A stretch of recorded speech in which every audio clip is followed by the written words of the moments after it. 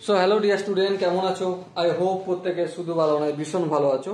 স্ক্রিনের উপরে একটা প্রশ্ন দেখা যাচ্ছে, তাই না? প্রশ্নটা কি বলা হয়েছে দেখো, বাই দ্য ওয়ে লিখে নি একদম।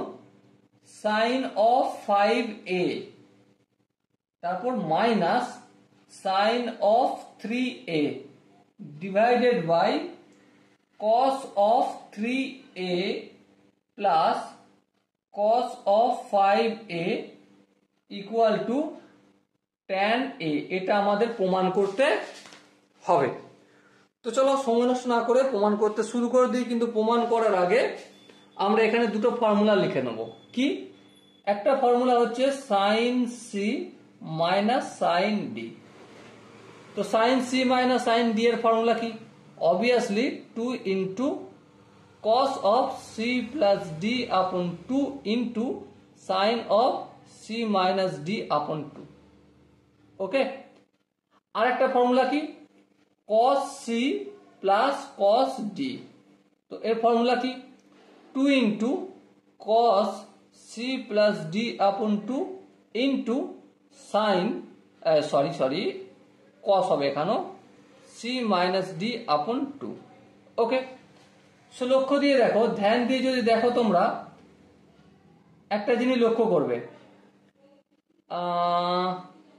এখনই দেখাবো না, একটু পরে দেখাবো, তাতে মজাটা আসবে।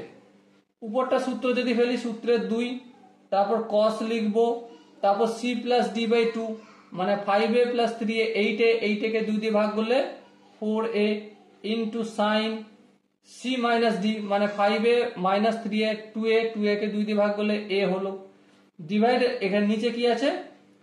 cos c plus cos d। সূত্রের 2 লিখবো, তারপর cos c প্লাস d তার মানে cos 3a প্লাস 5a কত হয়? 8a কে 2 দিয়ে ভাগ করলে obviously 4a into cos c minus d by 2 cos of c minus d মানে 3a minus 5a 3a minus 5a আপন 2। এর মানে দেখো 3a মাইনাস 5a মানে মাইনাস 2a আপন 2, এই দুই দিয়ে কেটে গেল, তার মানে মাইনাস a। তাহলে cos অফ মাইনাস a লিখবো। এই দুই কেটে গেল, cos 4a এই cos 4a কেটে গেল। এবার দেখো সাইন অফ a, এখানে cos অফ মাইনাস থিটা মানে কি জানি? cos অফ মাইনাস থিটা মানে cos থিটা। তো লিখে দেবো এখানে cos of a sin a by cos a equal to tan a। এবারে মজার জিনিসটা আমি তোমাদের দেখাচ্ছি। দেখো এই যে দুটো সূত্র, উপরে একটা নেমেছে, একটা নিচে লেগেছে, ডিভাইডেড বাই। তাহলে এখানেও যদি ডিভাইড বাই করি, এই দুই কেটে যেত।